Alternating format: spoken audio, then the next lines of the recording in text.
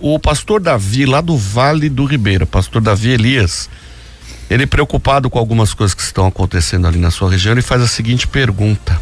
Aliás, na verdade, ele pede para que o senhor faça um comentário sobre o perigo da seita Jesus, a verdade que marca, do Cícero Araújo. Então, esse grupo chamado Jesus, a verdade que marca, liderado pelo pastor Araújo, tem causado muita controvérsia ao longo dos anos, né? Eu me lembro, já faz vários anos, que o próprio evangelista Carlos Apolinário, num dos seus programas aqui na Rádio Musical, ele denunciou a igreja, este grupo chamado Jesus, a verdade que marca, como um grupo abusivo, né? E combateu aqui, não apenas eles, mas ele tinha convidados também, e que combateu de forma bem contundente os abusos, né? Tanto abusos emocionais como abusos doutrinários provocados por este grupo, né? E também eu me lembro que o grupo foi parar na mídia. E eu tenho documentado, eu guardei comigo as reportagens, tanto de jornais, como também me lembro num programa do Datena, na Band, aquele Brasil Urgente. Brasil Urgente, também denunciando a igreja do pastor Araújo, né? Este grupo saiu da Igreja Evangélica do Fundamento Apostólico, a IEFA. A IEFA surgiu lá em torno da década de 80, por aí. Né? O pastor Olavo Silveira, ele era da Igreja Batista, né? E ele então rompeu com a Igreja Batista e começou um trabalho, começou a sua igreja ali na Rua Joaquim Távora, do lado da Igreja Batista da Igreja Batista da Vila Mariana. Hoje, né? Ali é uma igreja que é da família. E eu conheci o pastor Olavo Silveira pessoalmente. Eu conheci, a primeira vez que eu vi foi lá mesmo, na Rua Joaquim Távora. Eu fui lá uma noite, eu estava noivo da Simone. Eu estava noivo.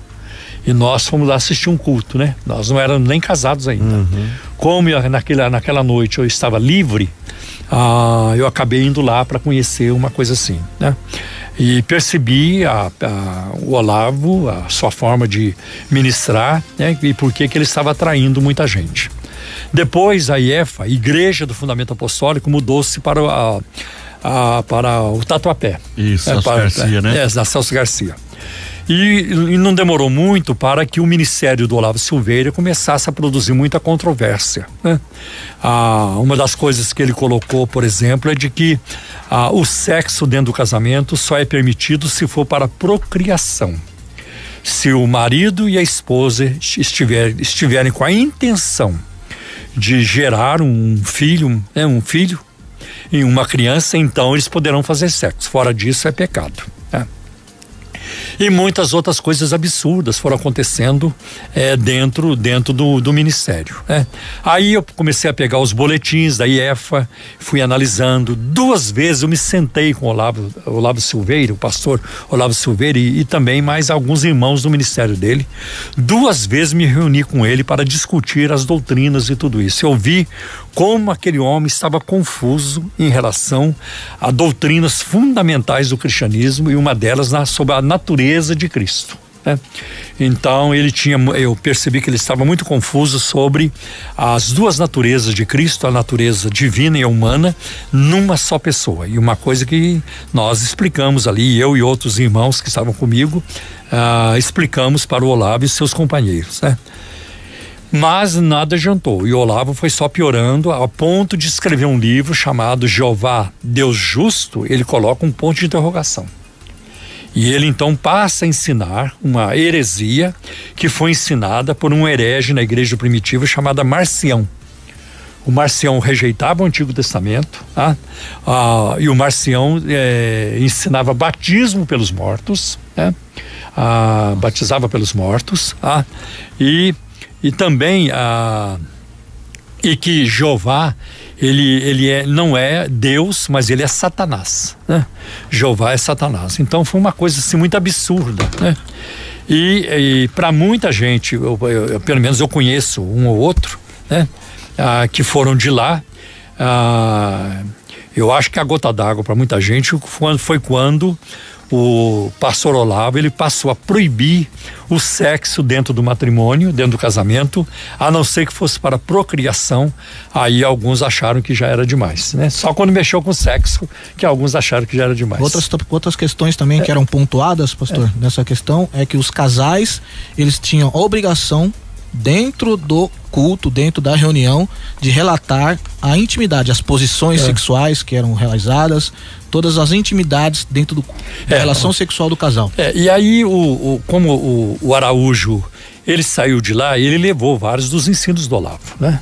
Então o ministério do pastor Araújo tornou-se extremamente abusivo, e eu conheço muita coisa. Por quê? Porque várias pessoas que saíram da igreja Jesus a Liberta, a verdade que marca, várias pessoas vieram para a igreja cristã da Trindade e ainda continuam lá. O Araújo, inclusive, em uma das suas falas, ele relata que a mulher é a prostituta do lar. É um absurdo. Então, casos assim de proibição do sexo e tudo isso, e isso a gente percebe, por exemplo, em 1 Timóteo capítulo 4, versículo 3, não é isso? 1 Timóteo capítulo 4, versículo 3. E seria muito bom, Wagner, que você lesse a partir do primeiro versículo. Você lê 1 Timóteo 4, e do versículo 1 até o versículo 3. Positivo, pastor. Por favor. 1 Timóteo capítulo 4, a partir do verso 1. O Espírito diz claramente que nos últimos tempos alguns abandonarão a fé e seguirão espíritos enganadores e doutrinas de demônios. Tais ensinamentos vêm de homens hipócritas e mentirosos, que têm a consciência cauterizada. Versículo 3. E proíbem o casamento e o consumo de alimentos que Deus criou para serem recebidos com ações de graça pelos que creem e conhecem a verdade. Então, proibindo, né? Até que o casamento se consuma, né? É complicado isso. Muito Agora, complicado. Você imagina um rapaz, uma moça que se casam e não querem ter filhos. Porque é comum, acontece. Quer dizer que não vão poder fazer sexo nunca. Isso não é bíblico. Isso não é bíblico. O próprio apóstolo Paulo instrui em 1 Coríntios capítulo 7 que o marido deve coabitar com a esposa com sabedoria e vice-versa. Que o marido não é dono do seu corpo, mas quem é a esposa. Amém. Que a esposa não é dona do seu corpo, mas quem é o dono do corpo é o homem. Isso para que o sexo não seja usado como arma. Uma mulher, por exemplo, não pode virar para o marido dizendo: se você não me comprar aquele relógio, eu não vou fazer sexo com você. Se você não me der esse dinheiro, se você não me comprar aquele vestido, eu não faço sexo com você. Isso é inadmissível no casamento. Positivo. Sexo não é moeda de troca. Então eu diria até uma obrigação que os casados têm entre si. É claro que tem que ter sabedoria, não pode haver abuso, não pode haver imposição, não existe isso está errado, né? Tem que haver consenso, mas o sexo tem que acontecer. Tem que ser um amor, não imposição. Claro, com amor. E tem que ser uma coisa boa para os dois, né? Para os dois. Então, por exemplo, o marido exigir da mulher que ela faça coisas que ela não quer fazer, ele não pode exigir isso. E nem a mulher. Exigir do marido que ele faça coisas no ato sexual que ele não se sente bem em fazer. Então, isso não pode ser imposto. Tem que haver um consenso, uma harmonia, porque senão nem rola. Exatamente. Nem rola. Como é que vai rolar?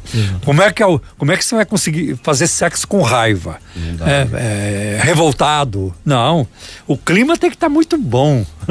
Tem que estar harmonizado. Livre. Tem que estar harmonia. É um clima de muito amor, né? Então, o ambiente do sexo é isso, né? Exatamente, pastor. Você tem que investir no diálogo, investir na comunicação, se investir num consenso, se investir num equilíbrio. Isso, né? É isso mesmo. Exatamente. Muito bom. Então, fica aí a nossa informação sobre este grupo abusivo, que tem também implicações aí com empresas, principalmente lá na cidade de Leopoldo, em Minas Gerais. Tem várias questões aí envolvendo aí este grupo, e de vez em quando eles aparecem na mídia, mas não de forma positiva, ok? Tá bem, respondemos.